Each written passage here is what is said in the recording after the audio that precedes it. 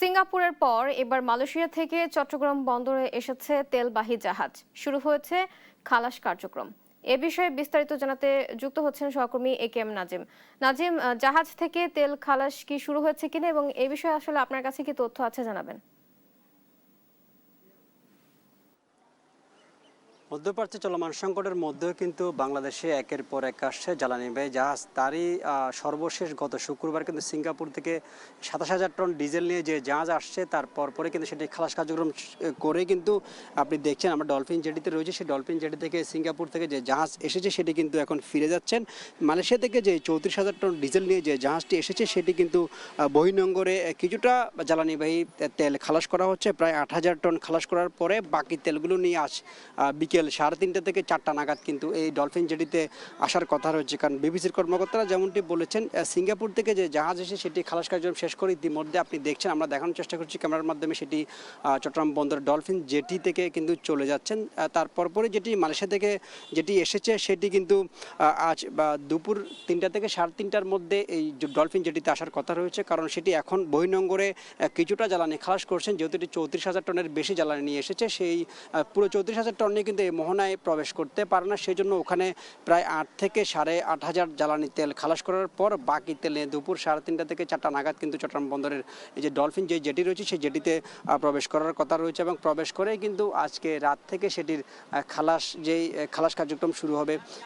একটি পরিসংখ্যান বলে রাখি, মধ্যপ্রাচ্যে চলমান সংকটের মধ্যেও কিন্তু গত মার্চ মাসে কিন্তু চট্টগ্রামে ৩০টির বেশি এলপিজি এলএনজি সহ জ্বালানিবাহী জাহাজ চট্টগ্রাম বন্দরে এসেছে এবং সেগুলো খালাস কার্যক্রম চলেও গেছে। এবং ইতিমধ্যে চলতি সপ্তাহে এখন পর্যন্ত, যেটি এপ্রিলের আজ ৫ তারিখ, সেই ৫ তারিখ পর্যন্ত এখন পর্যন্ত এলপিজি এলএনজি ডিজেল সহ মোট ৫টি থেকে ৬টি জাহাজ এসেছে বলে বন্দর কর্তৃপক্ষ আমাদেরকে জানিয়েছেন। এবং বিবিসি যেমনটি বলছেন, আগামী সপ্তাহে বা আগামী ৮ থেকে ৯ তারিখের মধ্যে আরও একটি জ্বালানিবাহী জাহাজ আসার কথা রয়েছে। সেটি হয়তো ৯ থেকে ১০ তারিখ চট্টগ্রাম বন্দরের বহির্নোঙরে এসে পৌঁছানোর কথা রয়েছে, যেটি বিবিসি বলছে।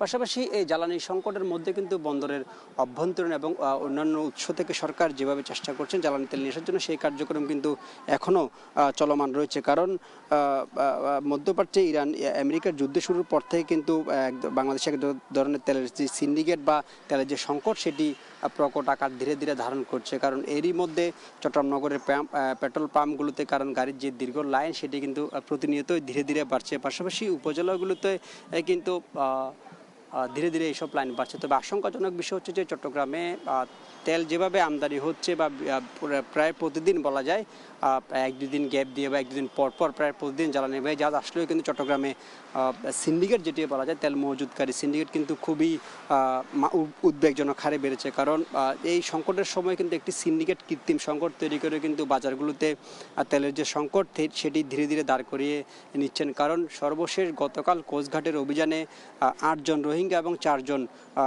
বাংলাদেশি সহ মোট 12 জনকে আটক করা হয়েছে। এ সময় তাদের কাছ থেকে বিপুল পরিমাণ ডিজেল, গ্যাস সিলিন্ডার, টাকা জব্দ করেছে। কোস্টগার্ড যেমনটি বলেছেন, তারা কিন্তু এগুলো পাচার করে নিয়ে যাচ্ছেন মিয়ানমারে। কারণ মিয়ানমার এর আগেও এইসব জ্বালানিবাহী তেল পাচার করছে।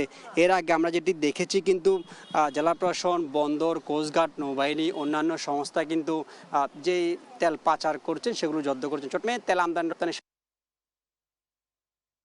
সিন্ডিকেট এবং মজুদ বেড়েছে, এসবের বিরুদ্ধে অভিযানও চলছে। বন্দর কর্তৃপক্ষ যেমনটি বলছেন, যেই সরকার অন্যান্য দেশ থেকে G2G যে চুক্তি, সে চুক্তির আওতায় বিভিন্ন উৎস থেকে কিন্তু তেল সংগ্রহ চেষ্টা চলছে, কিন্তু বন্দরে যে আমদানি রপ্তানি সেটি কোনো ধরনের প্রভাব পড়েনি এবং আমদানি রপ্তানি সচল রয়েছে। এবং তেলের যে সংকট সেটি মোকাবিলায় বিবিসি সহ অন্যান্য সংস্থাগুলো কাজ করছে বলে বিবিসির পক্ষ থেকে বলা হয়েছে। চট্টগ্রাম বন্দরের ডলফিন জেটি থেকে যে মালয়েশিয়া থেকে যে জাহাজ এসেছে সেটির বিষয়ে আমার কাছে সর্বশেষ।